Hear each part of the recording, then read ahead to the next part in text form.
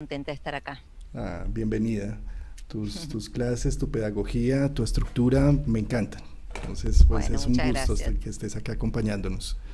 Eh, Muchísimas gracias. pues mis estimados oyentes, seguidores y amantes de la astrología psicológica y en general de la astrología, pues hoy tenemos un tema muy interesante porque viene como de la astrología tradicional.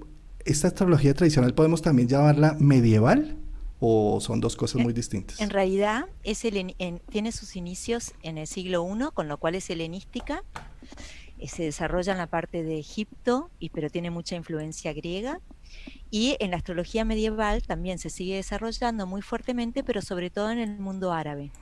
Entonces, se inician en la era helenística y también continúa en el periodo medieval. Ok, ok. Y de a ellos pues tenemos toda la tradición, es decir, todos los Claro, textos. Además eran unos astrólogos que no tenían computadores, que era solo observación a ojo, ni siquiera telescopios, y eran de un preciso espantoso. O sea, impresionante, sí. es impresionante. Y además también lo que se está haciendo con el proyecto Hansight en Estados Unidos, hay astrólogos que se han tomado el trabajo de volver a la universidad a estudiar griego antiguo para poder traducir textos del siglo I, del siglo II. Es impresionante lo que están haciendo. La verdad que es una labor increíble la del proyecto Hansight, pero hay otros astrólogos que no son del proyecto Hansight que también están estudiando griego, estudiando árabe para chequear que las traducciones estén bien hechas. ¿Qué es Así ese que proyecto? ¿Qué se significa? llama Proyecto Hansight. Hansight significa mirar hacia atrás. Y en los 80s, tres Roberts: Robert Soler, que murió este año, Robert Hand y Robert, no me acuerdo, Smith, no me acuerdo, no estoy segura. Ellos empezaron este proyecto de empezar a traducir textos antiguos. Y entonces eso hizo que hubiera un resurgimiento de la astrología tradicional en el mundo sajón. Y bueno, acá estamos, ¿no? Gracias al esfuerzo de estos astrólogos. Y después se hubieron muchos más que siguieron. Nosotros tenemos, por ejemplo, en este momento Benjamin Dykes en Estados Unidos, es muy reconocido. Y en la Argentina lo tenemos a Eduardo Gramaglia, que es el único argentino que es parte del proyecto Hansight y que ha ayudado también en las traducciones, porque sabe griego antiguo. Así que la Argentina siempre tiene esa cosita de la vanguardia en astrología, ¿no? Sí, sí, sí. Pues el Cava es una de las escuelas como que tiene más tradición allá, ¿verdad? Y Casa 11. El CABA es el Centro Astrológico de Buenos Aires y si mal no entiendo es el primero de toda América, fue el primero de toda América y los directores de CABA han sido increíbles. Y Casa 11 la fundó Eugenio Caruti en el 85, 86 y esa es exclusivamente de astrología humanista. Mm, qué belleza. En cambio en CABA se combinan también lo tradicional y lo humanista. Pues el tema de hoy tiene que ver un poco con las casas como la veían los antiguos medievales astrólogos. Nosotros, digamos que hemos asumido una astrología un poco más humanista y un poco más psicológica, en donde se le dan a las casas un matiz más de los mismos signos zodiacales, llamémoslos, ¿sí? Exacto, exacto. Mientras que en la antigüedad tenían unos temas que me han parecido fascinantes. Tú tienes de lo que vamos a hablar hoy, que es el gozo de los planetas en una casa. Y es que además el término me encanta porque pues tengo un Marte en Tauro y me encanta el gozo. Yo creo que el gozar es algo, es una estructura que es muy importante en nuestra vida humana. Y el término de dónde goza el planeta me parece bien interesante porque es como donde de pronto el planeta se va a sentir como más cómodo o algo así, ¿no? Donde está contento, donde está Contento. alegre. Eh, Sí. Te escuché esto en una charla de horaria, algún curso que me invitaste que ha sido maravilloso. Ujú. Y qué bueno pues que lo traigamos acá a nivel público en el canal a hablar un poco de este tema. Sí, Pues la verdad que a mí me gusta el uso moderno de las casas que se comparan con los signos, me gusta mucho. No me gusta que no se sepa que no siempre fue así. Esa es la parte que a mí me molesta. Me gusta saber, bueno, esto empezó hace menos de 100 años, se empezaron, o no, quizás en el Renacimiento en realidad, se empezaron a asociar los signos con las casas, pero durante miles de años, las casas, los significados de las casas tenían un origen distinto. Y a mí me parece importante que nosotros tengamos ese discernimiento y que después elijamos usar lo que queremos. Pero siempre es bueno poder elegir, ¿no es cierto? Yo personalmente combino ambas, pero eh, me parece que esto está fallando un poco en la astrología moderna cuando se enseñan los significados de las casas que automáticamente se le asocian a los signos, como si siempre hubiera sido así. A veces está faltando esa distinción. Falta. Pues adelante con tu presentación, mi querida María. Bueno, muchísimas gracias. Bueno, entonces vamos a ir viendo primero que las casas, por supuesto, son escenarios. Los planetas cuando están en una casa se manifiestan muy fuertemente en ese escenario. Y la astrología helenística es la astrología del siglo I y sus principales exponentes son Ptolomeo, Doroteo, Betius Valens. Por eso están resurgiendo todas estas técnicas increíbles de los cronocratores, porque son técnicas que ellos habían descrito, pero que recién ahora, que gracias al proyecto Hansight se está haciendo este esfuerzo enorme de estar traduciendo textos antiguos, se están resurgiendo técnicas increíbles que se están empezando a usar de vuelta. Bueno, en la astrología helenística, a diferencia de la humanista, usa el concepto de los gozos y también el concepto de secta para definir el significado de las casas. Ahora me voy a referir a ambas. Y siempre, siempre usamos los 7 planetas visibles, primero porque no se conocían los otros 3, y segundo, porque como es una ciencia de luz y los planetas transpersonales no emiten luz o no son visibles a ojo desnudo, el astrólogo tradicional, incluso hoy en día, muchas veces no los tiene en cuenta. Y los aspectos siempre son los de Ptolomeo. Vamos a ir parte por parte viendo todas estas cosas. Ptolomeo vivió en el siglo I y él escribió tetrabiblos. Él no era astrólogo, increíblemente, era un erudito, era astrónomo, él escribía sobre todo. Uno de sus tratados justamente fue sobre astrología.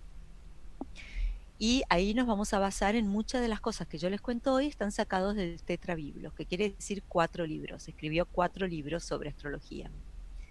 Bueno, vamos a ver un poquito antes de meternos de lleno en el tema, cuál es la diferencia entre la astrología helenística y la humanista. Vemos que una se desarrolló a partir del siglo I, ahí es cuando se empezó a usar el zodíaco que usamos nosotros hoy, el zodíaco trópico, digamos, ¿no? Proviene de esta época. Las casas se originan en los gozos de los planetas, utiliza el concepto de secta y se basa en el tema mundi. En cambio, la astrología humanista se desarrolló más hacia el Renacimiento y asocia el significado de las casas con los signos. Vamos al tema mundi. Me fascina a mí el tema mundi y es tan sencillo y tan perfecto y tan poco conocido, ¿no? Tema mundi es el zodíaco arquetípico que tiene que ver con el supuesto nacimiento del mundo. Entonces, en el tema mundi, las luces, que son el sol y la luna, y que son no son planetas, pero son los que mayor cantidad de luz emiten, se considera que rigen los signos de mayor luz en el hemisferio norte, que son Cáncer y Leo, porque julio y agosto son los meses de verano. Entonces, como en el sistema solar el primer planeta después del Sol es Mercurio, Mercurio rige los 2 signos adyacentes. En segundo lugar, después de Mercurio, tenemos a Venus. Entonces Venus rige los siguientes dos signos. No contamos a la Tierra porque la astrología que nosotros hacemos es geocéntrica, parte desde el punto de vista de la Tierra. Entonces, en tercer lugar, tenemos a Marte. Y Marte regirá los siguientes signos. Júpiter, que viene después de Marte, rige los otros 2 y Saturno rige los 2 signos más alejados del Sol y que corresponden a los meses de mayor frío y de menos luz, que son enero y febrero, que son los meses regidos por el planeta más frío y que menos luz tiene por ser el más alejado del Sol. Mira, Entonces, qué belleza este es una esquema. Es que maravilla. este esquema es una maravilla, además, para la gente que apenas está iniciando procesos de astrología, para saber cuáles son los regentes, ¿sí? Sí, y también saber que no es aleatorio que Mercurio rija a Virgo, no es porque a alguien se le ocurrió, Porque muchas veces la gente dice, ah, Mercurio rige a Virgo porque tiene muchas cosas en común, pero no es esa la razón profunda. La razón profunda es esta, el tema mundi, ¿no? Tal como lo describe Ptolomeo.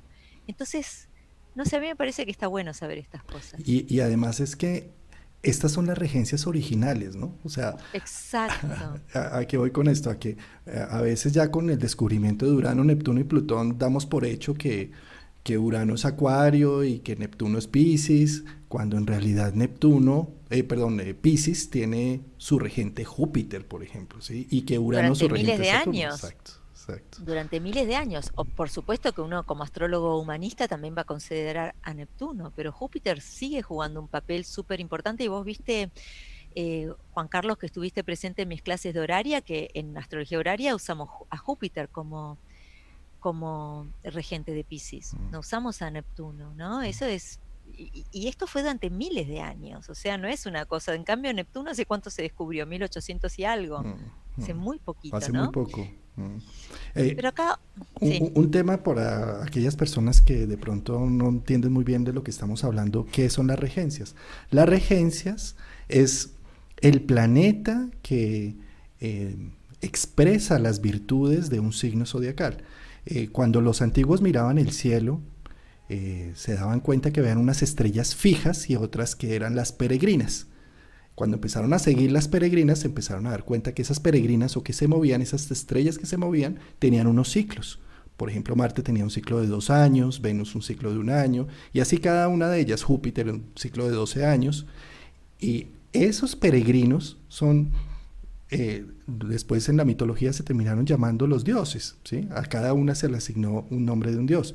Venus, Afrodita, Marte, Ares, y así a cada una de ellas, Júpiter, Zeus, Saturno, Cronos, y ellos, que son los que se mueven, son las que generan como la actividad de los actores, como el movimiento en la carta natal. Como tal, un regente es la expresión de un signo zodiacal que son unas estrellas fijas, que es un espacio fijo en el cielo. Y el planeta lo que va a mostrar es su dinámica. Por eso cuando en astrología hablamos de que el regente de Aries es Marte. Entonces, para entender qué es Marte en mi casa, en mi propia vida, pues miro dónde está Marte en mi carta natal.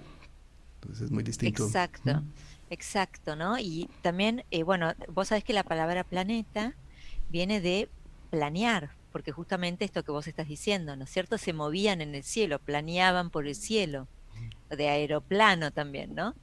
Entonces, claro, cuando un planeta está en su signo, tiene afinidad, por ejemplo, Venus, que tiene que ver con lo sensual, tiene afinidad con el signo de Tauro. En cambio, Venus, cuando está en el signo de Aries, no tiene afinidad, porque Aries es un signo masculino, de fuego, intrépido, y Venus no se siente cómoda, no tiene afinidad, se siente exiliada, como que está fuera de lugar. Entonces, es muy importante cuando un planeta está en el signo que rige, porque se siente que está en su propia casa, y cuando uno está en la propia casa, uno se siente más cómodo. Entonces, un Mercurio en Virgo tiene más fuerza que un Mercurio en Piscis. Cuando está en Virgo, está en su propia casa. Cuando está en Piscis, que es el signo opuesto a Virgo, está en su exilio, está fuera de su lugar.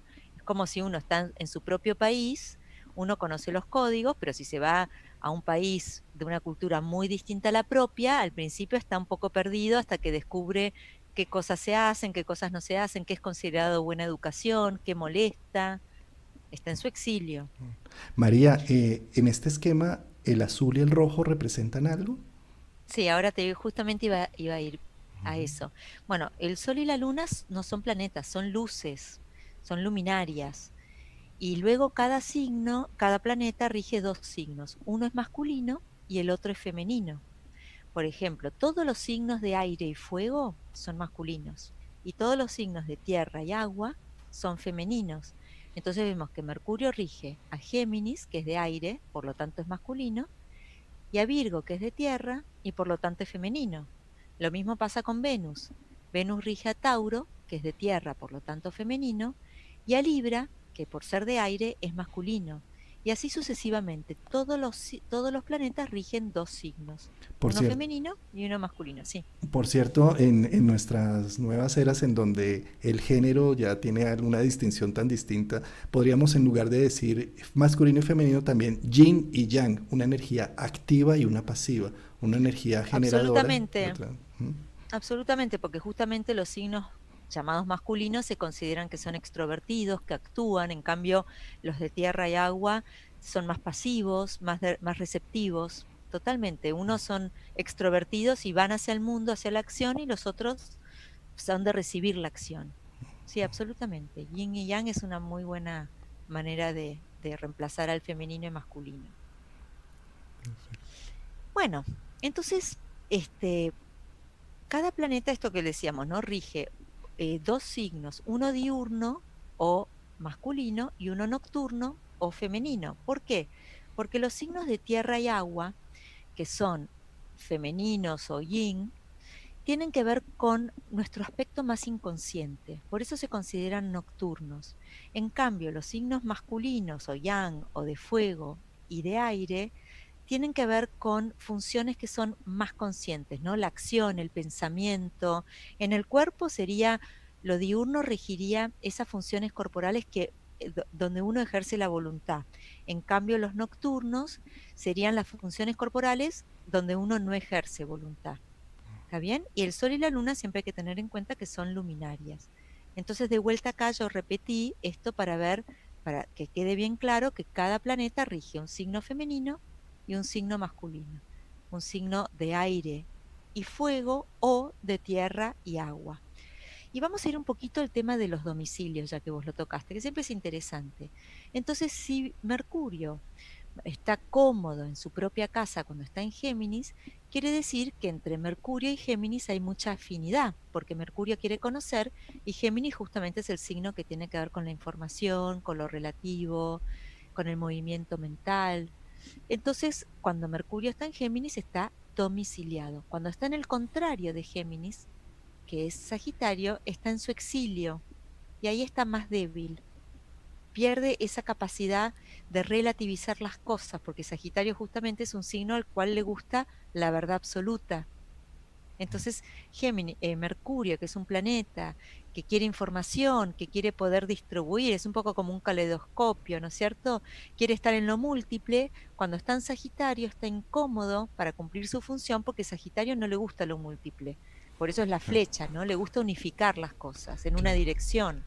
Claro, ahora que estás tocando este tema de, de sus domicilios o donde se está en exilio, hay que entender un tema y esto es una comparativa con respecto a la astrología psicológica versus la astrología medieval. Eh, la astrología medieval tenía más que ver con una astrología horaria, ¿no? Horaria en el Bueno, sentido en de... ¿Mm? realidad, sí, bueno, en realidad la astrología medieval, o sea, la manifestación de la astrología tanto helenística como medieval, era la astrología electiva, que es para elegir momentos propicios para atacar una ciudad, para construir una ciudad, por ejemplo, Bagdad, que es una ciudad que todavía está en pie, esa fue elegida por un astrólogo el momento electivamente, digamos, ¿no es cierto? Y también la carta horaria, que era para responder preguntas puntuales, porque Que la gente no tenía idea cuando había nacido. Claro, que Entonces no astrología se horaria, sabía. para contextualizarlo un poco, astrología horaria es algo así como cuando saca uno una carta de tarot para ver qué me quiere decir este momento, ¿sí? Es lo mismo, Exacto, se hace como una foto del cielo en la astrología horaria, como cómo están los planetas hoy en este instante con esta pregunta que tengo para que me dé una respuesta puntual. Eso es astrología horaria. Astrología hay una, electiva en cambio es, quiero casarme, dígame la mejor fecha para matrimonio. Entonces uno le pregunta, ¿quiere casarse de toda la vida o quiere casarse por un ratico? ¿Sí? exacto, Entonces, ¿quiere casarse exacto. para toda la vida? Busquemos signos fijos, busquemos cuarto creciente, quiere casarse para tener la herencia y divorciarse, bueno, entonces busquemos Totalmente, signos signos mutables y cardinales. cardinal. Que Sí, sea bien rápida la cuestión, totalmente. ¿sí? Eso es astrología electiva y eso es astrología horaria. ¿Sí? Y estos Sí, términos de domicilio y exiliado estaban principalmente focalizados muy hacia esa interpretación, más allá de la interpretación psicológica del individuo. ¿Sí?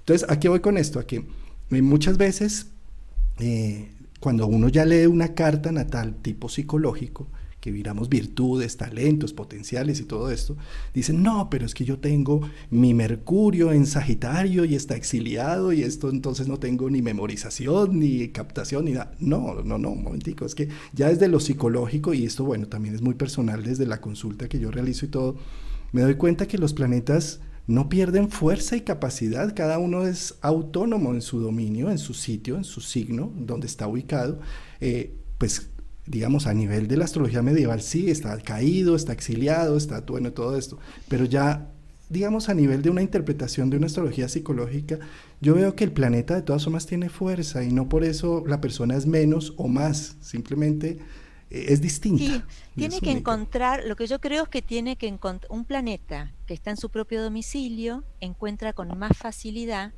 eh, con, mu- con más facilidad el tema de dónde manifestarse. Vos sabés que el término de que un planeta esté exiliado surgió porque antiguamente, sobre todo entre los astrólogos árabes, ellos se dieron cuenta que las personas que tenían muchos planetas exiliados en su carta terminaban exiliándose muchas veces, porque no terminaban de encajar en la aldea o en el grupo social en el que habían nacido. Entonces era una cuestión real. Pero un planeta exiliado quizás debería encontrar la manera, pero no le va a ser tan fácil. Yo noto, por ejemplo, con Marte, Marte está muy fuerte cuando está en Aries, no está tan fuerte cuando está en Libra, está muy fuerte cuando está en Capricornio, porque también los planetas tienen exaltaciones, y no está tan fuerte cuando está en Cáncer. Pero, por ejemplo, un Marte en Cáncer yo lo noto muchísimo en arquitectos, pero no en arquitectos que empiezan de cero, sino en arquitectos que remodelan casas, porque a Marte le gusta romper, y Cáncer son las casas, son los hogares. Entonces, ahí funciona bárbaro. Claro. Es cuestión de encontrarle su lugar, digamos, ¿no es cierto? Pero ese lugar no es un lugar, tiene que luchar un poquito más por encontrar ese lugar. Claro, claro. Y Sí, también está el tema de la secta. El tema de la secta es importante, que hoy justamente lo vamos a tocar.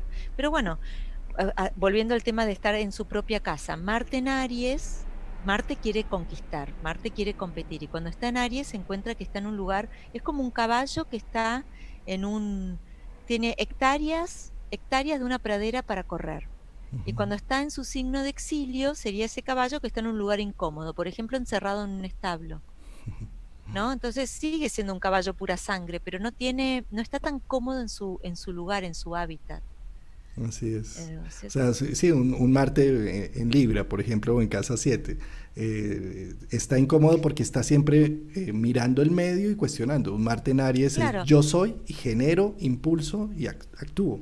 ¿Sí? pero quizás en una situación que se necesita una solución diplomática es muchísimo mejor tener un Marte en Libra. Es correcto, a eso voy. Es que es un poco para hacer ese comparativo entre lo medieval, que a veces se volvían muy radicales en ciertas cosas, como por ejemplo en decir benéficos y maléficos, o como por ejemplo decir en caída o exaltado o en detrimento, ¿sí? Pero en este momento de cómo están las cosas, aquí no hay ni bueno ni malo, no es que ni que estés, eh, ni que no sea productor o que esté exiliado, ¿sí? Bueno, Es decir, pero vos sabés que en realidad lo que yo noté es que los astrólogos medievales tampoco les parecía que era en función de es bueno o malo. Decían simplemente que el planeta tiene más fuerza para cumplir con lo que se propone. Por ejemplo, un Venus en Piscis es un Venus muy fuerte, pero no quiere decir que siempre lo mejor que me puede pasar en la vida es enamorarme de la primera persona que se me cruza. Eso me puede llevar a mucho sufrimiento. Pero a Venus le gusta enamorarse, y cuando está en Piscis se calza los anteojos color rosa y puede cumplir su función, que es la de enamorarse y formar vínculos. O sea, tiene eso quiere decir que esté en su domicilio o en su exaltación. No es que sea mejor o peor, porque capaz un Marte en Aries puede ser una persona golpeadora, pero si Marte quiere conquistar, cuando está en Aries, tiene más herramientas para hacerlo, por más que el resultado no sea positivo. Ya dependerá del tipo de persona de la que estamos hablando. qué bonita descripción. En ese sentido, no sería más que, y sino que el planeta tiene más fuerza o menos fuerza para cumplir con lo que se propone. Ahora, quizás a veces, qué sé yo, tener la luna en Cáncer puede ser una persona que de tanto cuidado que tuvo nunca quiere salir de su hogar. Esa luna tiene mucha fuerza porque la luna promete que te va a cuidar. Y bueno, si está en Cáncer, tiene el medio para procurarte esos cuidados. Pero eso no quiere decir que sea lo mejor que te puede pasar. Quizás te Sí. hubiese venido mejor un poquito más de rigor en la vida. Sí, es que Eh, evaluar lo mejor o peor es tan difícil, es tan subjetivo y depende de tantos factores. exacto, Mm. exacto, totalmente. Y fíjate cómo la psicología termina cambiando el término mejor o peor o bueno o malo por funcional o disfuncional. ¿Sí? Claro, pero también hay que tener en cuenta que la astrología psicológica surgió a partir de Freud, a partir de Jung, es muy nueva también, Mm, así ¿no es es. cierto? Antes no había un interés por la psicología de la persona. La gente quería saber qué le convenía, qué le iba a suceder, cuál era el mejor momento para hacer algo. No había un interés como hay hoy en día de hacer introspección, conocerse, evolucionar. E Eso es algo individualidad muy también, moderno. porque es que Claro. el proceso Fíjate que antes, mm, claro, los artistas no pintaban, no firmaban los cuadros. O sea, no estaba puesto el énfasis ahí. y sí, fíjate que el centro de la terapia de Jung tiene que ver con el Jungiana, sí. proceso de individuación. ¿Sí? Exactamente, de incorporar a la conciencia lo que está en sombra, totalmente. De encontrar los arquetipos, ¿no? Lo primordial. Totalmente, sí. Bueno, vamos a volver un poquito a las regencias, ¿no? Entonces tenemos que para el esquema tradicional o clásico, Venus rige a Tauro y Libra, ¿se acuerdan? Uno es femenino y el otro masculino. Marte rige a Aries y Escorpio, el Sol rige a Leo, la Luna rige a Cáncer, Mercurio rige a Géminis y Virgo, Júpiter a Piscis y Sagitario, y Saturno a Capricornio y Acuario. Uno femenino, que es Capricornio porque es de tierra, uno masculino, que es Acuario porque es de aire. Y esto es algo que los astrólogos modernos les cuesta mucho, el término que usaban los astrólogos medievales de benéfico o maléfico. Decían los planetas maléficos son planetas que son de temperaturas tan extremas que no posibilitan la vida. Por ejemplo, cuando uno piensa en Marte, uno puede pensar en un desierto que tiene extremo calor y extrema sequedad. Entonces ahí no crece vegetación. Y cuando piensa en Saturno puede pensar en extremo frío, en vientos, también en muchísima sequedad, ¿no? Por ejemplo, la Patagonia Argentina, con esos vientos que soplan permanentemente, donde la vegetación es muy achaparrada, prácticamente no hay árboles, llueve muy poco, es sumamente inhóspito. Uno va ahí, va de vacaciones y dice qué maravilla, qué lindo, pero de solo pensar en vivir ahí con ese viento es desesperante, ¿no? Entonces, eso es bien un símbolo de Saturno, y no, es malo en el sentido de que sus condiciones extremas no ayudan a la vida. En cambio, Venus y Júpiter, que son moderados, que son templados, que tienen humedad, posibilitan la vida, porque la vida necesita temperaturas templadas y humedad. Claro. Y esa es la razón por la que se consideran buenos o malos. Sí, es un término fuertísimo, de lo bueno y de lo Fuerte, malo, ¿sí? fuerte. Y yo pensaría, sí, acá no se trata de hacer juicios morales de que si son planetas malos o buenos, sino se trata de una distinción que hacían los medievales, porque igual fíjate, no hay nada peor que uno no tener a Saturno y a Marte activo en su vida, donde el Saturno lo que nos da es el reto, la dificultad No, para sacarla adelante la y capacidad de decir que eh, no, ambos la son planetas capacidad que de decir ponen que no, límites, que exactamente. nos defienden, que dicen hasta acá llegaste, Sí. de acá no pasás. O un Si de acá exceso te... o un exceso de Júpiter y Venus, pues Totalmente. me despilfarro, no logro. Sí, enfermedades de todo tipo, enfermedades del hígado, Venus tiene que ver con las enfermedades venéreas, o sea, hay un montón de cosas que se desbordan. Algo demasiado bueno tampoco es bueno, ¿no? Siempre la virtud es la justa medida, pero hay que tener en cuenta que los astrólogos antiguos no tenían, no veían bueno o malo en el sentido de moral, no era un juicio moral, sino era donde están los maléficos, como no son planetas que no sostienen la vida, ahí voy a tener dificultades. O quizás son de carácter, por ejemplo, si yo tengo gangrena en la pierna, yo voy a necesitar Marte y voy a necesitar que me corten la pierna porque si no muero. Ahora, yo no es algo que yo quiero, no es algo agradable. En cambio, Venus, ¿qué es? Venus es un chocolate, Venus es un pastel, Venus es algo rico en grasas, que me gusta, que es agradable. Marte puede ser necesario, pero no es de naturaleza agradable. ¿sí? Y ahí que tenga fuerza o que no tenga fuerza, que esté en su domicilio o que esté en su exilio, podría ser el equivalente a decir un cuchillo muy afilado o un cuchillo que está desafilado. Bueno, si yo me tienen que cortar la pierna, yo quiero que el cuchillo esté afilado, quiero que ese Marte esté en Aries. Y yo voy a elegir a un cirujano que sea una persona que no tiene ningún resquemor en hacerme esa operación. Ahora, si yo lo que necesito es cortar una tarta de verduras, no necesito un cuchillo afilado.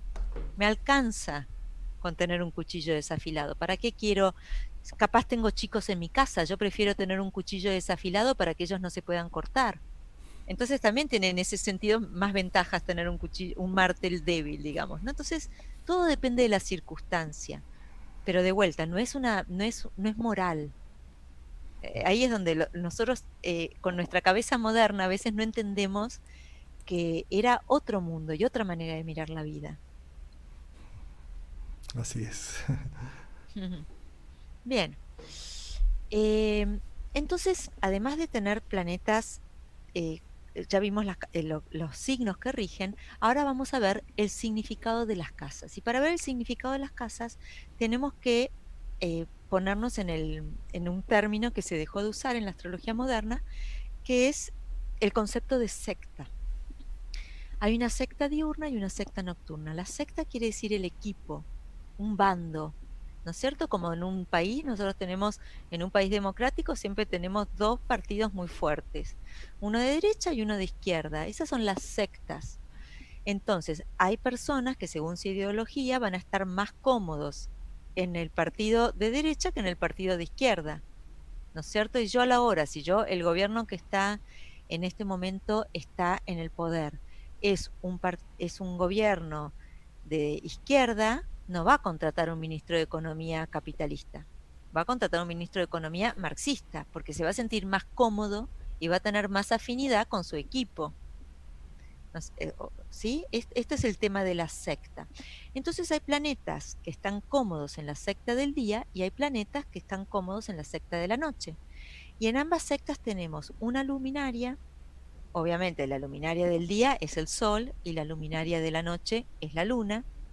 Tenemos un planeta benéfico, que tenemos a Júpiter para el día y a Venus para la noche, y un planeta maléfico, que es Saturno para el día y Marte para la noche. Acá se arma un poquito de lío porque uno dice, ¿por qué Saturno de día? Si Saturno es extremadamente frío y en cambio Marte es extremadamente caliente, ¿no debería ser al revés? Y bueno, hay una gran discusión. Esta es una decisión que toma Ptolomeo. Y Ptolomeo dice, él elige poner a Saturno, pero es una decisión que él toma. Él elige poner a Saturno en la secta diurna porque Saturno, al ser extremadamente frío, daña menos de día que de noche. De vuelta, si yo voy a la Patagonia, a los hielos continentales, la voy a pasar mucho peor de noche que de día. Y con Marte ocurre lo mismo. Marte es el desierto del Sahara. Bueno, prefiero estar en el desierto del Sahara de noche que de día. Tiene menos capacidad de daño cuando está en la secta nocturna. Ese es el razonamiento que hace Ptolomeo, que es discutible, por supuesto. Claro. Entonces las sectas, tenemos el equipo de los días, el equipo del día que está formado por una luz, que es el Sol, por un benéfico, que es Júpiter, y por un maléfico, que es Saturno. Y tenemos el equipo de la noche, que está formado por una luz, que es la Luna, por un benéfico, que es Venus, y por un maléfico, que es Marte. Y tenemos a Mercurio. Mercurio no es ni de una secta ni de la otra, o en realidad puede participar de ambas. De hecho, Doroteo la pone para los signos de aire, que son signos masculinos, sí. ¿Por qué? Porque Mercurio es un planeta que une opuestos. Entonces Mercurio se lo pone en el horizonte, cuando sale el sol. Cuando sale el sol o cuando se pone el sol, conviven el día y la noche. Entonces Mercurio es este planeta que puede estar entre ambos mundos. De hecho, en la mitología, Hermes es el que lleva las noticias o las novedades o los mensajes desde el Olimpo a el reino de Hades. Siempre está uniendo opuestos, ¿no es cierto? Y esta es la razón por la que Mercurio no es de ninguna de las dos sectas. ¿Sí? ¿Alguna pregunta? No, es ¿Algún que Mercurio es comentario? andrógeno totalmente, es que ni siquiera se Ujú. define si es de los dos. Sí. Bueno, en la astrología horaria también, por ejemplo, cuando uno quiere saber el sexo de un niño, ¿no? Esa es una de las funciones de las cartas horarias. Bueno, uno se fija si Mercurio es uno de los significadores de la carta horaria, uno se fija si está junto a un planeta femenino o masculino. Y ese planeta le va a dar su femenidad o masculinidad, digamos, ¿no? Se adapta. Mercurio es un planeta que se adapta, convive entre dos mundos. Por eso Mercurio, el símbolo de Mercurio justamente, o de Hermes, es el caduceo, ¿no? En el caduceo conviven dos serpientes que están uniendo opuestos, y ese es el símbolo de la salud, es la unión de opuestos. Por eso Mercurio, acá en la Argentina hay un laboratorio muy famoso que usa como símbolo el caduceo, ¿no? Con las dos serpientes que están entrelazadas. Es el símbolo de la homeopatía. Bueno, entonces la secta diurna está formada por Sol, Júpiter y Saturno. En cambio, la secta nocturna está formada por Luna, Venus y Marte. Quiere decir que si estos planetas se sienten más cómodos en signos nocturnos o signos femeninos, que son los de tierra y los de agua. En cambio, Sol, Júpiter y Saturno se van a sentir más cómodos en signos más bien que tengan que ver con, bueno, me estoy adelantando, mejor no sigo con este concepto. No sigo con el concepto. Bueno, Mercurio es neutral, puede participar de ambas sectas. Ok, entonces en cuanto al origen de las casas, la astrología moderna asocia los significados de la casa a los signos, ¿no? Entonces la casa 1 está asociada a Aries, y la casa 2 está asociada a Tauro, y la casa 3 está asociada a Géminis, pero en la antigüedad las casas, el origen de las casas se debía a los gozos. Vamos al tema de los gozos. Primero veamos un poco el tema de la división del círculo y de los aspectos de Ptolomeo. La palabra aspecto quiere decir mirarse. Y Ptolomeo se da cuenta o toma divisiones del círculo que producen, si uno los pasa a la música, producen sonidos armónicos. Y esto resulta de dividir el círculo por dos, entonces el aspecto de 180 grados, que es el aspecto de oposición, es uno de los aspectos de Ptolomeo. Resulta de dividir el círculo por cuatro, y tenemos las cuadraturas. Tenemos los trígonos, que resulta de dividir el círculo por tres, y los sextiles, que son los de 60 grados. Entonces, estos son los aspectos que se usaban en la antigüedad, porque cuando uno hace sonidos y uno usa estas proporciones, esos sonidos son armónicos. En la astrología antigua no se usa ni el quincuncio, ni el semisextil, ni el biquintil, no se usan esas divisiones. Ok, de estos ya sabemos que el mejor de los mejores es el trígono. ¿Por qué? Porque los signos que están en trígono, o sea que están a 120 grados uno de otros, comparten el elemento. Entonces están muy cómodos, tienen mucho en común. Por ejemplo, Aries está en trígono a Sagitario y Leo, o Tauro está en trígono a Virgo y Capricornio. Entonces esta relación de 120 grados es una relación muy fácil, muy fluida, porque si compartimos el mismo elemento, quiere decir que sería el equivalente de decir, crecimos en la misma ciudad, somos del mismo equipo de fútbol, nos gustan el mismo tipo de música. Entonces tenemos tantas cosas en común que estamos muy cómodos, ¿no? Vieron como cuando dos personas que crecieron o fueron al mismo colegio, por ejemplo, a la misma escuela. Entonces comparten eso, ¿no? De que hay cosas que se enseñaban de esta manera y que el profesor bueno era este y el profesor malo era el otro. Los que están afuera no entienden mucho, pero es como un código que comparten. Y eso significa que los signos sean del mismo elemento. Esas ¿No? Ese es son, esas son los las líneas trígonos. azules que ustedes encuentran en sus cartas natales. Las líneas Exacto. azules más largas son los trígonos. Quiere decir que entre esos dos planetas hay una complementariedad, hay un gusto, hay una Fluyen fluidez.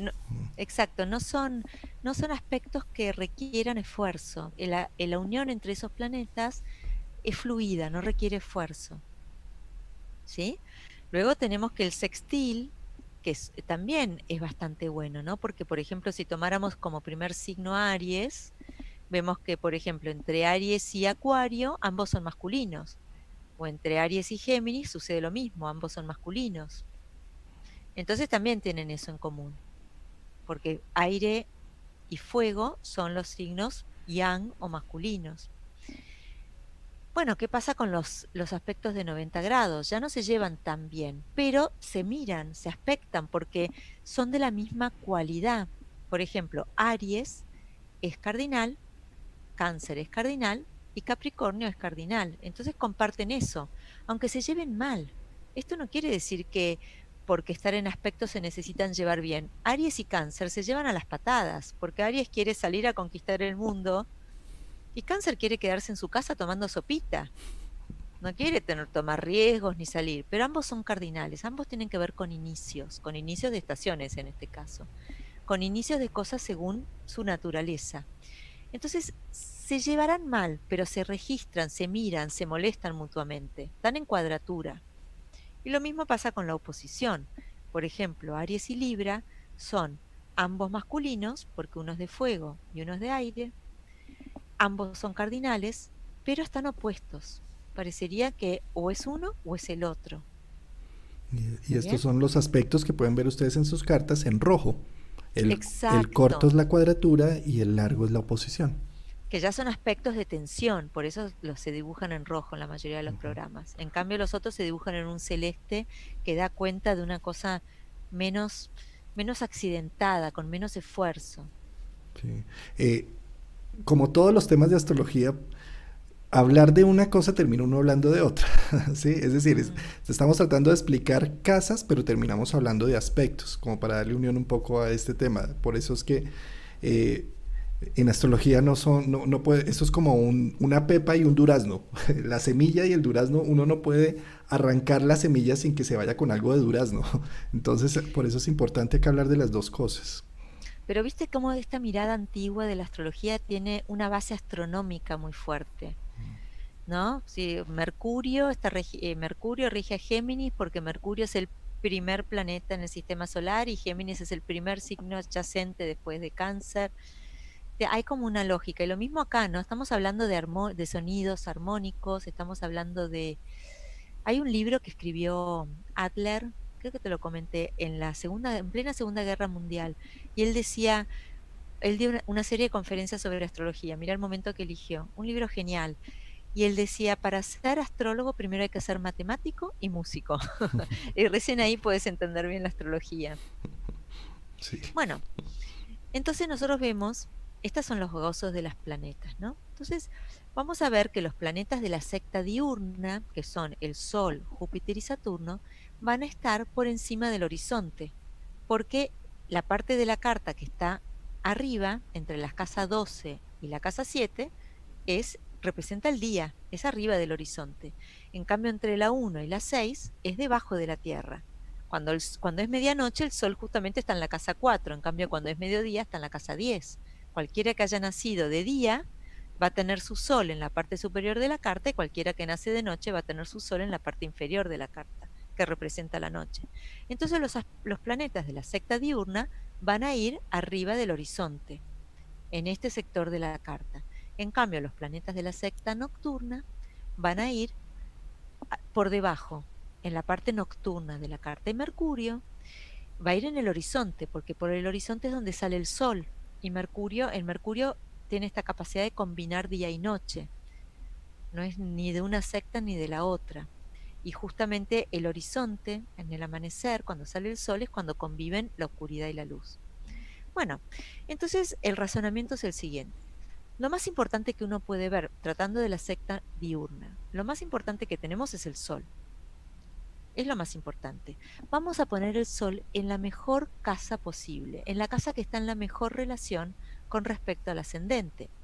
Y la casa que está en mejor relación con respecto al ascendente va a ser la casa que esté en trígono al ascendente, porque recién vimos que los 120 grados es el mejor aspecto que se puede tener. Entonces, vemos que el Sol, los antiguos le dieron como su gozo en la casa 9, simplemente porque el Sol es algo muy bueno y la casa 9 está a 120 grados, o sea, en trígono del ascendente. Y como la llamaron la casa del Dios, porque el Sol tiene que ver con esto divino. Incluso cuando yo estudié Jung, durante muchos años estudié Jung con un filósofo, y él nos contó que se hizo un experimento en algún lugar del mundo y le pidieron a niños que dibujaran su imagen de Dios. Y la mayoría dibujó círculos, porque el círculo no tiene ni principio ni Ujú. fin, ¿no es cierto? Y está como contenido. Así que esta imagen del sol, este símbolo del sol es bastante acertado, digamos, ¿no? Y le pusieron Dios a esta casa. Esta es la casa del Dios. Y la asociaron a los viajes largos porque el sol tarda un año entero en dar la vuelta al zodíaco. Y antes, cuando uno se iba a un viaje largo, ahora porque nos tomamos un avión y en 24 horas podemos ir de la Argentina a Jordania, pero antes podía llevar un año entero hacer un viaje largo. Y esa es la razón por la cual la casa 9 antiguamente se asociaba a los viajes largos, no por Júpiter, sino por el Sol. En la secta nocturna tenemos también una luz, que es la luna, y la vamos a poner en la casa opuesta, que también es una buena casa porque está a 60 grados del ascendente. Entonces la casa 3 pasa a llamarse la casa de la diosa, porque la luna es femenina, y se asocia a los viajes cortos, porque la luna tarda solamente un mes en dar la vuelta al zodíaco, comparada con el sol que tarda un año. ¿No es una maravilla la No, me matemática que tiene encantó. esto? Esa explicación de 3 y 9 me fascinó de viajes cortos porque la luna realmente es un ciclo muy corto, 28 días. Mm. Y además, en la astrología tradicional, los escritos también tienen que ver con la luna. Los carteros, cuando uno busca en una carta horaria, el cartero me traerá, también se busca la luna, por esta asociación que tiene con la casa 3. La luna goza en la casa 3. Bueno, también Mercurio, por supuesto, tiene que ver con la escritura, ¿no? Nadie dice que no, pero muchos astrólogos tradicionales toman a Mercurio como el ejercicio de pensar, pero una vez que me siento y lo escribo en papel, eso ya pasa a ser una cuestión más lunar, porque tengo que pensarlo, tengo que ir atrás a mi memoria, tengo que recurrir a lo que ya sé. Son posturas, son posturas. Eh, ¿Cuál es el objetivo de encontrar estos gozos? Es decir, de saber que el sol goza en la casa 9. Uno es...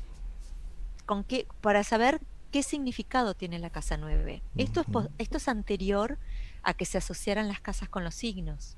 Todavía esa idea no había surgido, ujú, ujú. Claro, ¿sí? claro. Entonces decimos, bueno, Y al revés también uno podría interpretar, digamos, acá estamos describiendo de dónde viene el origen del significado de las casas. ¿Sí? El sol en la casa 9 es el Dios, que precisamente es lo que nos muestra la relación con lo religioso. ¿Sí?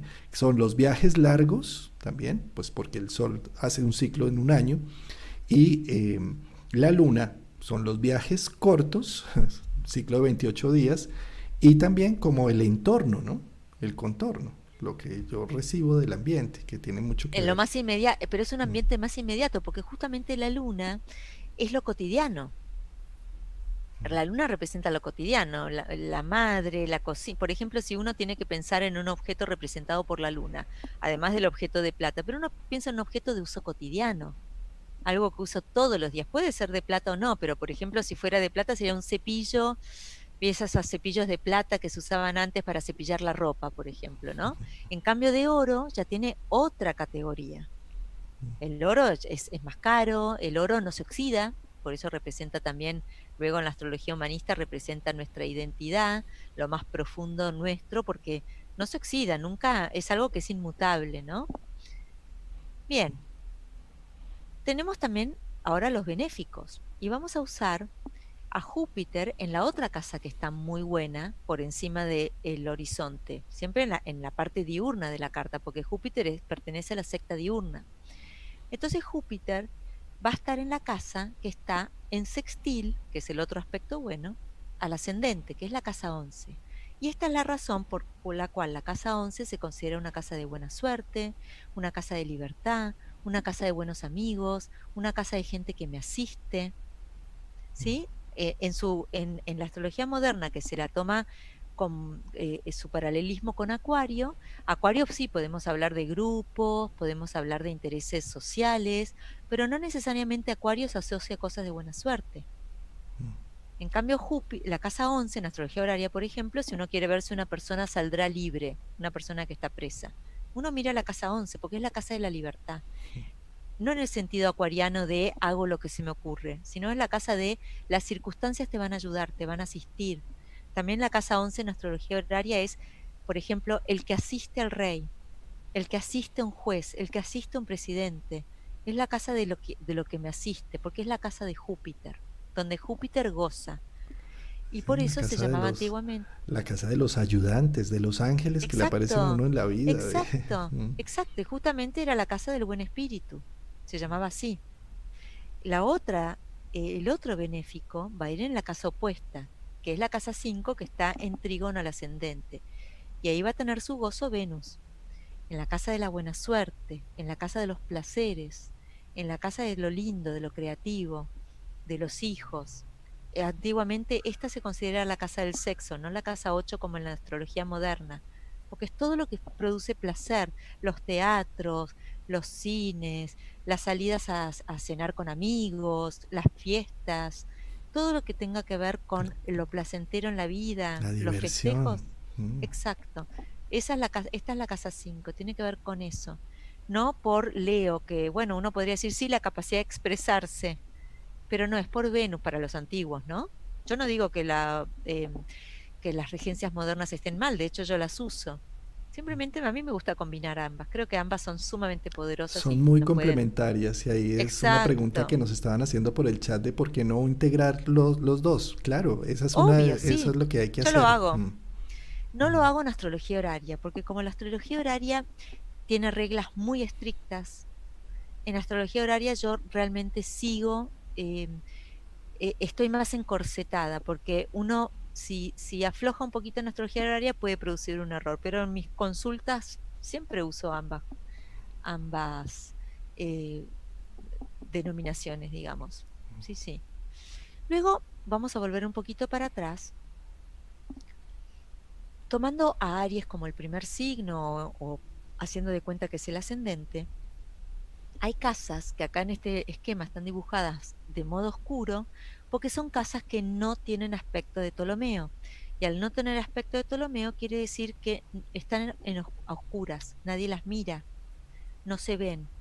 Si no me la miro, no lo registro, no lo veo, no existe para mí, por más que exista, ¿no? Es como, a veces pasa que uno no registra a otro, pero que es muy distinto, porque es muy distinto de la manera de pensar de uno, o porque, qué sé yo, a mí me pasa mucho con las tecnologías que me cuestan un montón, entonces me lo explican, pero no lo termino de registrar, porque no es, no es como me siento más cómoda en cómo funciona mi cabeza. Es donde yo no veo, no registro. Entonces, esas se consideran casas que son malas. Y de las casas malas, las peores son las 6 y la 12 por ser cadentes. Esto es algo para otra charla, el tema de que las casas cadentes. Pero las 6 y la 12 se consideran las peores casas porque no reciben luz desde el ascendente.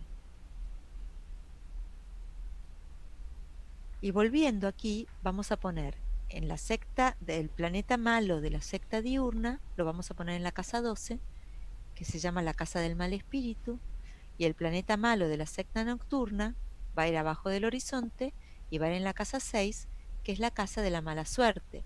Ahora pensemos un poquito aquí. A Marte le gusta cortar, a Marte le gusta quemar, a Marte le gusta golpear. Nada mejor, no hay mejor escenario para que eso suceda que los accidentes domésticos. La casa 6 es una casa muy doméstica porque es la casa de las tareas cotidianas, es la casa de cocinar, de barrer, de planchar. La mayoría de los accidentes son domésticos, ¿no es cierto? Me olvidé la plancha prendida, estaba friendo, estaba haciendo un sofrito y me saltó el aceite, se me cayó agua hirviendo encima, me corté con un cuchillo.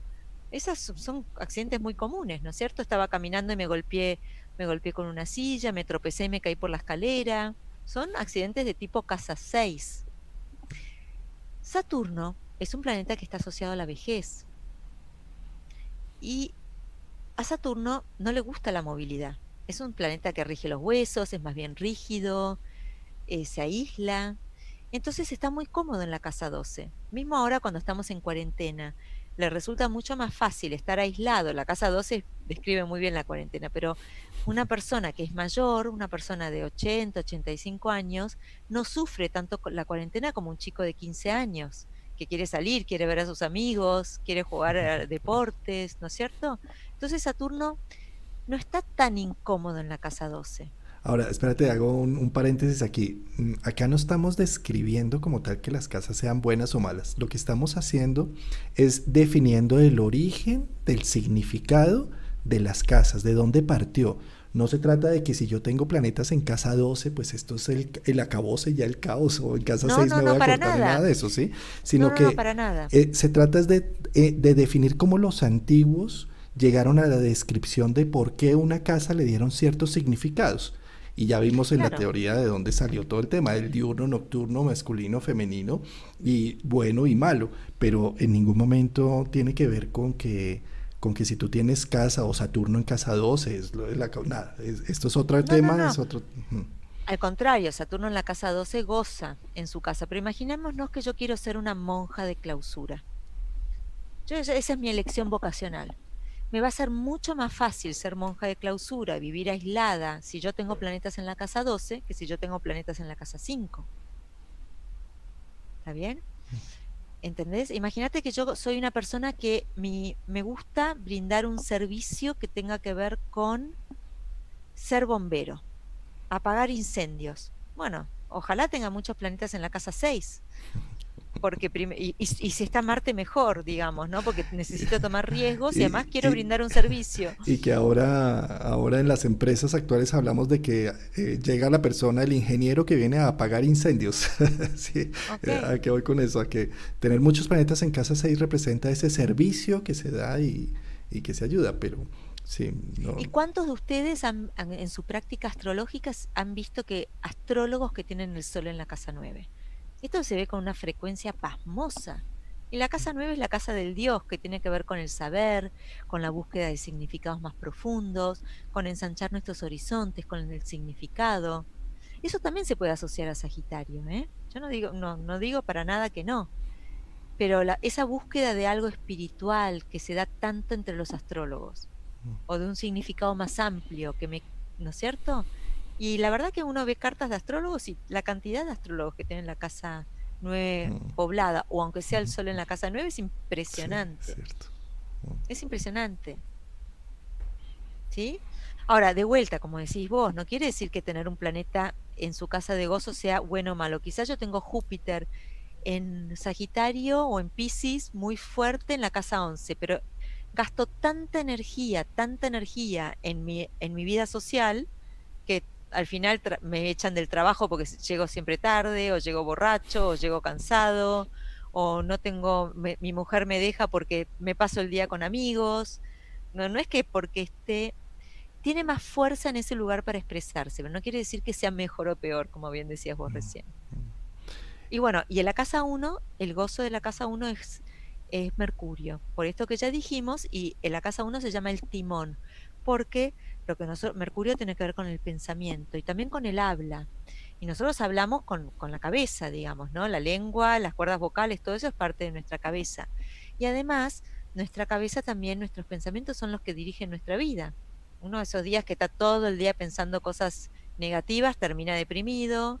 Cuando está pensando cosas buenas, positivas, termina contento o alegre o logrando cosas. Es que el término que le ponen es divino, el timón. El timón, ¿no? No. Que la lógica, también en una época que todo dependía de los barcos, ¿no es cierto?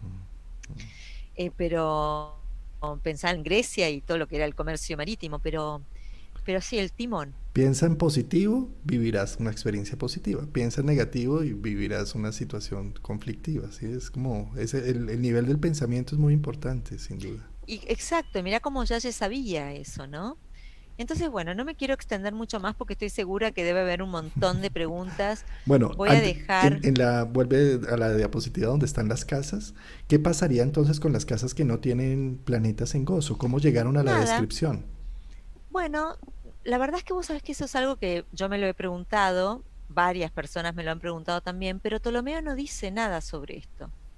No habla sobre esto, de por qué se llega a la casa 7 como el contrincante o el cónyuge si no tiene gozo. No, simplemente se hace este delineamiento. Bueno, esta es una casa buena, esta es una casa mala, esta es una casa donde tiene que ver con los gozos. Sí, mucha gente me pregunta eso, pero bueno, hay más casas que planetas, también esa es una realidad. Ok. Bueno, muy bien. Qué más Hay mucho más para miramos? hablar, pero yo te diría que frenemos un poco porque seguro que hay preguntas. Acá pongo los gozos y voy a poner cuáles son consideradas casas buenas y casas malas y por qué. Em, pues digamos que sí, estaban preguntando un poco de las casas vacías, de las que no tienen gozo. Sí, Digamos, cuando ya así como a nivel de una interpretación astrológica, habla uno del signo regente de una casa. Acá podríamos también, digamos, con los gozos, mirar dónde está el gozo de una casa, ese claro, planeta, es una y hacer una... dignidad. No es fuertísimo, pero es una dignidad adicional. O sea que un Marte en la casa 6 tiene una dignidad adicional que no tiene un Marte en la casa 5, porque está en su gozo. Entonces, por ejemplo, si yo necesito un trabajador muy eficiente, muy rápido, alguien que haga las cosas rápido, que trabaje con fuego, que trabaje con metales, que se anime a tomar riesgos, bueno, un Marte en la casa 6 va a saber hacerlo. Es una dignidad menor, pero es una dignidad adicional. Pero se usaba más que nada para entender el significado de las casas. Okay. Em, de la casa 8 se están preguntando acá si de la Es casa una mala 8 casa. Es una eh, casa mala, ¿por qué? Porque no recibe luz desde el ascendente. Vamos de vuelta a este esquema. ¿Qué quiere decir que no recibe luz desde el ascendente? Quiere decir que no tienen nada en común. Están en lo que se llama aversión. Aversión es no nos vemos. Cuando uno maneja, siempre hay un punto ciego. ¿Se dieron cuenta? Y yo cuando enseño, sobre todo cuando enseño esto, porque esto es parte del curso de astrología horaria, y cuando yo enseño esto digo, imagínense que ustedes están en un crucero. Entonces tienen que elegir con quién van a cenar esa noche en la mesa. Hay mesas que son de a 6 personas y ustedes están solos. ¿Qué les parece a ustedes? ¿Que van a elegir a alguien que habla su mismo idioma o que es de su misma nacionalidad? ¿O van a elegir a alguien que habla totalmente otro idioma con lo que no tienen ninguna posibilidad de entenderse? Bueno, seguramente uno va a hablar con una persona que es del mismo país o aunque sea que hable el mismo idioma, ¿no es cierto? Y si no hay nadie que hable el mismo idioma, vamos a decir que en el barco somos colombianos, ¿no? Y no hay nadie que hable español, pero hay brasileros. Entonces, entre el brasilero y el finlandés, ¿qué voy a elegir? Y voy a elegir el brasilero porque algo voy a balbucear, algo tenemos en común, algo nos vamos a poder entender. Y eso quiere decir que hay signos que se ven y signos que no se ven. Entre Aries, que es el primer signo, tomando en cuenta como si el ascendente fuera Aries, y Escorpio, hay lo que se llama una inconjunción. No hay aspecto de Ptolomeo. Vamos a ver, Aries es masculino y de fuego, es cardinal, Escorpio femenino, de agua, fijo, no tienen nada en común, nada en común. Es como poner en una misma mesa a un brasilero con un esquimal. ¿De qué van a hablar? De nada, no comparten ni los mismos gustos en comida, ni el mismo idioma, no comparten nada. Seguramente si hacen un esfuerzo pueden llegar a algo, pero les va a costar muchísimo más que si sentamos en la mesa a dos brasileros. Y quizás sentamos en la mesa a dos brasileros y resulta que uno es de un equipo de fútbol y el otro es del equipo contrario. Entonces van a estar en un aspecto de cuadratura. Se van a caer mal. O uno es de un partido político y el otro es del partido político contrario. Capaz se caen mal, eso sería una cuadratura, pero se registran, tienen algo en común, se miran.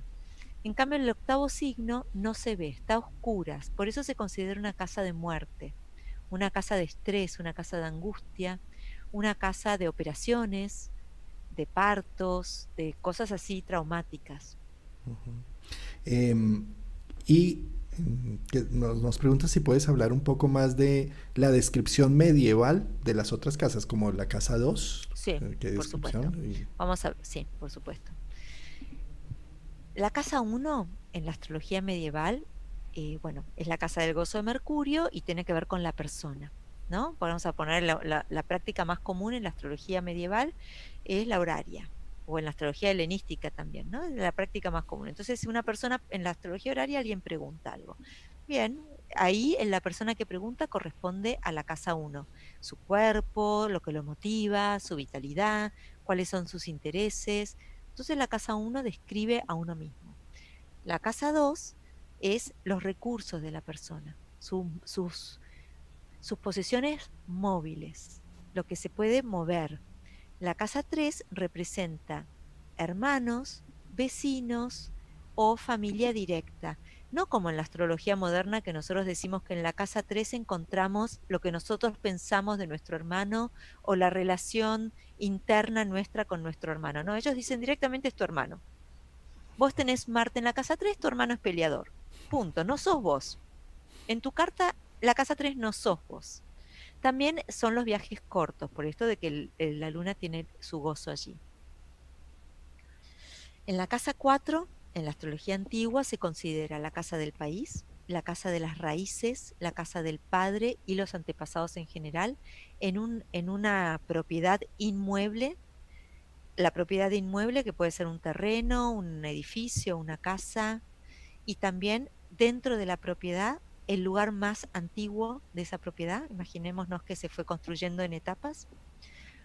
La casa 4, entonces, ¿por qué es una casa oscura? Tiene que ver con nuestro origen. Nosotros hoy en día, la sociedad está organizada, pero durante miles de años se sabía quién era la madre, pero la mayoría de las veces no se sabía quién era el padre de la persona.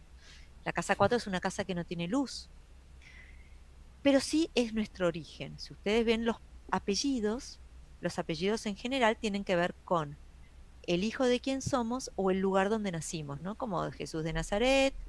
eh, yo leía de chica, me gustaba mucho, ya me gustaba de chica lo viejo, ¿no? Entonces leía, eh, bueno, no importa, leía así Nippur de Lagash, que es una de las primeras ciudades de la Mesopotamia donde justamente se desarrolló la astrología. Yo ya con 12 años ya leía Nippur de Lagash. Después me fui a estudiar astrología, porque la astrología helenística tiene su origen en la astrología de la Mesopotamia, de todo lo que es hoy Irán, Irak. El nombre muchas veces de uno tiene que ver con el lugar de donde uno proviene, ¿no es cierto? Hay muchos apellidos, incluso en español, que tienen el de. También tiene que ver con nuestro origen, nuestro padre, por ejemplo, Fernández, que es el hijo de Fernando, o MacDonald, que es del clan de los Donald. El ¿Sí? linaje, también podríamos decir. El linaje, exacto, de dónde provengo. La casa 5 son los hijos, las diversiones, los amores, lo que me produce placer. La casa 6 tiene que ver con mis enfermedades, pero no crónicas, con los sirvientes, decían los astrólogos antiguos, ¿no? O los esclavos, en épocas en que existían esclavos. La casa 7 es, si la casa 1 soy yo, la casa 7 es el otro, mi cónyuge o mi contrincante, aquel que me enfrenta. La casa 8 es la casa de la angustia, la casa de la muerte, pero también la casa del dinero del otro, porque es la 2 de las 7. La casa 9 es la casa de los viajes largos, la casa de mis creencias religiosas también por ser la casa del Dios. La casa 10 tiene que ver con, si la 4 es mi identidad privada, la casa 10 es la madre, pero también es mi identidad pública, mi profesión, a lo que aspiro. La Liz, casa Liz Green, con su astrología psicológica, termina recopilando esta información de que el padre es la casa Claro. 4 y la madre la casa 10, ¿no? Exacto, Principalmente. porque claro, si el cuarto signo es cáncer, tiene más sentido poner ahí a la madre que al padre. Y es que, Totalmente, sí, sí. y es que el padre no sabemos quién fue, pero la mamá sí hay un veredicto Ahí total, es, es visible. totalmente. Es visible, está ahí arriba, ¿no es cierto? Sí, sí. Y también, tal cual. Bueno, la casa 11 es la casa de la buena suerte, de los amigos, de los que me asisten, de mis anhelos, de mis deseos, de lo que yo quisiera que sucediera, de mis sueños. Y la casa 12 es la casa de los hospitales, de las prisiones, de las aislaciones, que no necesariamente es malo. Por ejemplo, si yo quiero escribir un libro, me tengo que aislar. Si quiero hacer una investigación científica, ustedes vean cualquier premio Nobel de física, de química, de biología, es una persona que pasó años aislada en su laboratorio haciendo experimentos, ¿no? Si hubiese estado todos los días de fiesta, como nos pide Venus en la casa 5, no hubiese podido llegar a descubrir, no sé, no habría los avances científicos que existen, ¿no? O sea que la casa 12 no es necesariamente mala, pero está hablando de un contexto que es un contexto cerrado, como una monja de clausura que yo les decía recién, ¿no? O alguien que está en prisión, alguien que está encerrado, alguien que está con una enfermedad crónica, así como la 6 es la casa de las enfermedades no tan graves, la casa 12 ya es la casa de las enfermedades crónicas que nos tienen postrados, nos imposibilitan salir al mundo. También es la casa de las enfermedades que no son evidentes, ¿no? Como las enfermedades mentales.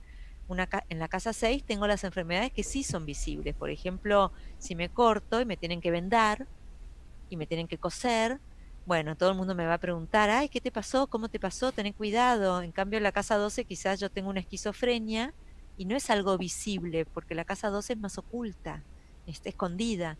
Y antiguamente se la llamaba la casa de los enemigos ocultos, comparada con la 7, que era la casa de los enemigos conocidos.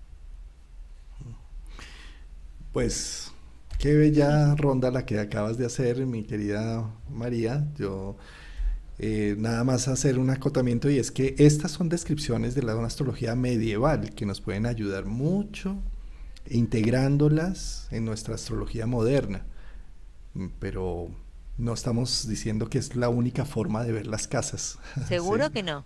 Es la forma en que se vieron tradicionalmente y bueno, no quiere decir que algo, es como decir, bueno, como yo antes andaba en carro, entonces ¿para qué ahora voy a andar en avión? No, no quiere decir que una sea, son distintas formas de ver la vida, digamos, ¿no? O de ver la astrología. Yo creo que ambas tienen muy buenas, nos aportan muy buenas herramientas. Y que yo, por ejemplo, cuando derivo cartas, en astrología horaria siempre uso la casa 10 para la madre, siempre. Pero cuando hago una lectura de carta natal y quiero ver a los abuelos, siempre pregunto, ¿el abuelo materno o paterno? Porque no siempre está tan claro, veo yo en la carta, una lectura de carta psicológica que la 10 sea la madre. No siempre sucede eso. Entonces me mantengo elástica, digamos, ¿no? Y le pregunto a la gente. Uno no tiene por qué saberlo. Y la persona lo va a saber mejor que uno. Entonces ahí yo veo, por ejemplo, si se trata, cuando hablo de la casa 7, si es el abuelo materno o paterno. Te voy a preparar una charla sobre casas derivadas, porque esa es lindísima. Está muy Bellísimo. buena. Ay, María, pues muchas gracias por esta charla tan interesante, con esta visión de lo medieval tan importante que me parece a mí para generar unas bases sólidas en el conocimiento astrológico. Y además con esas explicaciones tan ricas, con tu tono de voz tan calmado y que hace que uno esté atento, escuchando lo que hay allí. Eh, Nos vemos en 8 días entonces, María. Bueno, En ocho muchísimas días, sí. gracias por la invitación y nos vemos el jueves que viene, que ahí voy a estar hablando de horaria. Voy a empezar a hablar del tema de horaria. Bueno, Juan Pues Carlos, gracias. maravilloso, maravilloso. Buenas Gracias a noches a ti. todos. Hasta luego. Bueno.